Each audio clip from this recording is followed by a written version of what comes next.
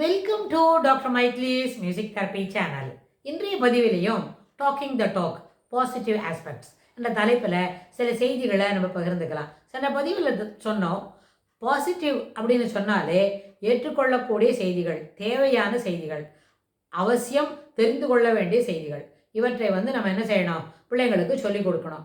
அது பாசிட்டிவாக பேசணும் அப்படின்னு சொன்னால், முதல்ல பிள்ளைங்களுக்கு உங்களுக்கு எல்லாம் வருமே, நீங்கள் நல்லா படிப்பீங்களே, you are already good, try to be, இன்னும் கொஞ்சம் நல்லா படிக்கிறதுக்கு முயற்சி பண்ணுங்கள், இவ்வளோ மார்க் வாங்கினுங்களா, பரவாயில்ல, ஒன்றும் பிரச்சனை இல்லை, இன்னும் கொஞ்சம் நல்லா படிங்க அப்படின்னு சொல்லி பிள்ளைங்களுக்கு படிப்பில் அவங்களுக்கு ஒரு ஊக்கத்தை ஏற்படுத்தணும். வெரி ரேர் ஏதோ ஒரு குழந்தைக்கு தான் படிப்பில் ஈடுபாடு இல்லை அப்படின்னு சொல்ல முடியும். ஆனால் எல்லா பிள்ளைங்களும் ஒரு வகுப்பில் 40 பசங்க இருப்பாங்க அப்படின்னு சொன்னால், 40 பசங்களில் ஒரு 3 அல்லது 4 பசங்க தான் என்ன பண்ணாது, சரியாக படிக்காது அப்படின்னு சொல்லுவாங்க. அது கூட அந்த ஆசிரியரோட கணிப்பு. ஆனால் அதில் என்ன ஆகும், அந்த 4 பசங்களுக்கு கூட முயற்சி செய்து சொல்லி கொடுத்தா அவங்களும் என்ன பண்ணுவாங்க, நல்லபடியாக படிப்பாங்களா இருக்கும். ஆனால் வீட்லையாக இருந்தாலும் வகுப்பறையாக இருந்தாலும் படிக்கிறதுக்கு உண்டான ஒரு அட்மாஸ்ஃபியரை மனசில் வளர்த்துக்க தெரியணும். அதே மாதிரி அந்த மாதிரி அட்மாஸ்ஃபியரை வீட்டில் இருக்கிறவங்களும் அதுபோல் they should create it, they should make it proper. அதே மாதிரி வகுப்பறையிலையும் எந்த விதமான தடை இல்லாமலும் தொந்தரவு இல்லாமையும் வகுப்பறையில் படிக்கிறதுக்கு முயற்சி செய்யணும். முதல்ல படிக்கிறதுக்கு ஈடுபாடு வரணும் அப்படின்னு சொன்னாலே reading is the best thing. Read, recite, review, recollect அப்படின்னு நிறைய சொல்லி கொடுப்போம். அது என்னன்னு சொன்னால், நான் ஆறுன்ற வார்த்தை என்ன, ஆறுன்ற எழுத்து என்ன இருக்குது, அதில் எத்தனை விதமான விஷயங்களை நம்ம படிக்க முடியும்னு சொன்னால், ரீடு முதல்ல பார்த்து படிக்கணும். அதுக்கப்புறம் என்ன, படித்ததை சொல்லி பார்க்கணும்.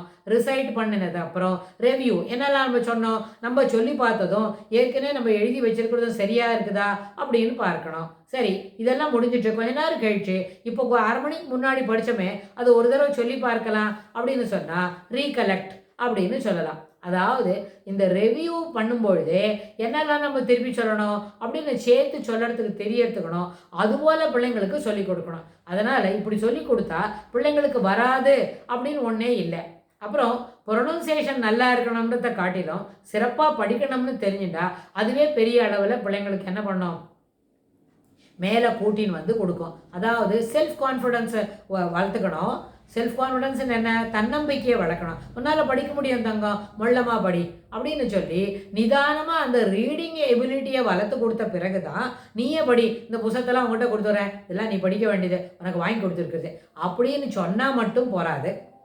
தட் வில் நாட் ஈல்டு என்ன ரிசல்ட்டே அதில் பார்க்க முடியாது.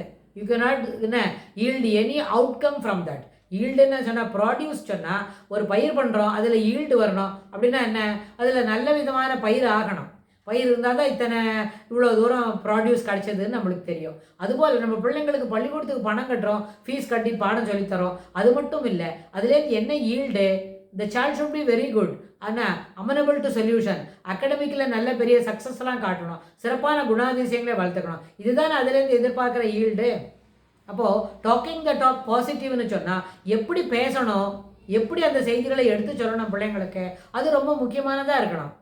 சொல்லிக் கொடுக்குற விதம் இருக்கே அதுவே ஏற்றுக்கொள்ளக்கூடியதாக இருக்கணும். அதுவே அதாவது இந்த மாதிரி பாடம் படித்தா எல்லாருக்குமே வந்துவிடுவேன் அப்படின்னு நினைக்கும். இதுக்கு ஒரு சின்ன உதாரணம் சொல்லுவாங்க. நம்மளே டைரெக்டாக சொல்லிக் கொடுக்கலாம். ஒரு பாட்டு கிளாஸ் இருக்கு, சங்கீதம் சொல்லிக் கொடுக்கணும் அப்படின்னு சொன்னால், ஒரு தடவை சொல்லி கொடுத்துட்டு வந்துடுதா, நாளைக்கு பாடிவிடு அப்படின்னு சொன்னால், அது அப்படி இருந்தால் பாட்டு எல்லாருக்கும் பாட்டு வராது. பாடம் நம்ம என்ன சொன்னால், அதை சொல்லி கொடுத்துட்டு பக்கத்திலேயே இருந்து அதை மீண்டும் இன்னொரு தடவை அப்படி சொல்லி அதை பழக்கப்படுத்தினாதான் பாட்டு வரும். அப்படி வந்தால் தான் அந்த பாட்டு நின்று இன்னும் கொஞ்ச நாள் கழிச்சு கூட அதை பாட முடியும். இது இசைக்கு மட்டும் ஏற்புடையதில்லை. சாதாரணமான பாடம், கணக்கு பாடம், அப்புறம் புவியியல், அறிவியல், இதெல்லாம் படிக்கிறது கூட இதுபோல் ஒரு தடவை சொல்லி கொடுத்துட்டா அதோடு கூட நம்ம 2 பேரும் என்ன பண்ண முடியாது, அம்மா பாட்டுக்கு ஒரு கேட்ஜெட் வச்சுப்பாங்க, குழந்தை மாட்டுக்கு ஒரு கேட்ஜெட் வச்சுன்னு பார்த்துட்ருக்கோம் அப்படின்னு சொன்னால் தட் இஸ் நாட் த வே. படிக்கிறதுக்குன்னு ஒரு ப்ரொசீஜர் இருக்குது. ஏன்னா படிக்கிறதுன்றது ஒரு கல்வி, அது கடவுளுக்கு சமம். அறிவு வளர்த்துக்கணும், புத்தி வளர்த்துக்கணும். எல்லாருக்கும் கடவுள் என்ன பண்ணியிருப்பார், ஒரே அளவுக்கு தான் கொடுத்துருப்பார். ஆனால் அதை பயன்பாட்டுக்குடையதாக மாற்றிக்கொள்ள வேண்டுமே, அதை அப்படி பழக்கப்படுத்தினா தானே வரும். அதனால தானே சொன்னாங்க, செந்தமிழும் நாப்பழக்கம் வைத்ததொரு கல்வி மனப்பழக்கம் அப்படின்னு சொன்னதுக்கு என்ன காரணம், மனம் அதில் பழகிக்கணும். பழகிறது என்ன சொன்னால் சாதாரண ஒரு மோட்டார் லேர்னிங், சைக்கிள் ஓட்டணும், கார் ஓட்டணும், டூ வீலர் ஓட்டி தரணும் அப்படின்னு சொன்னால் அந்த ஓட்டுறதுக்கு கற்றுக்கிறதுக்கு you should learn your self. Learning இருந்தால் தான் வரும் இல்லையா? தொடர்ந்து அதை பழகணும். லேர்னிங்கிறது என்ன? பழக்கி கொள்ள வேண்டும். அதுபோல் நல்லபடியாக சரளமாக படிக்கிறதுக்கு கூட பழகிக்கணும். அப்படி பழகினாதான் சரளமாக படிக்கிறதுக்கு வந்த பிறகு தான் நம்மளுக்கு நல்லா படிக்க வருமே அப்படின்ற ஒரு பெரிய நம்பிக்கை வரும். சரளமாக படிக்கிறதுக்கு மனம் உவந்து உட்காந்து தாயும் மகளுமோ இல்லை தாயும் மகனுமோ இல்லை அப்பாவும் மகளுமோ யாரோட இருக்காங்களோ, யாருக்கு டைம் இருக்கிறதோ குழந்தையோட விசுவாசமாக பாடத்தை செலவழித்து நேரத்தை செலவழித்து பாடத்தை படித்து அவங்களுக்கு பழக்கப்படுத்தினாதான் தெளிவாக சிறப்பாக படிக்க வந்த பிறகு தான் ரீடிங் அப்படின்றத வந்த பிறகு தான் நம்மளுக்கு அந்த பாடத்தில் ஒரு ஈடுபாடே வரும். அதுக்கு என்ன முயற்சி பண்ணணும்? எல்லாருமே ஆளுக்கு 50% போடணும். 4-5 பேர் சேர்ந்து 50% போட்டால் அது 200% எஃபர்ட் ஆகும். அப்போ சக்ஸஸ்ன்றது நம்மக்கிட்டே இருக்குது. நம்ம எந்த புத்தகத்தை கீழே மூடினா உடனே அதுங்களையே சக்ஸஸ் இருக்கும்.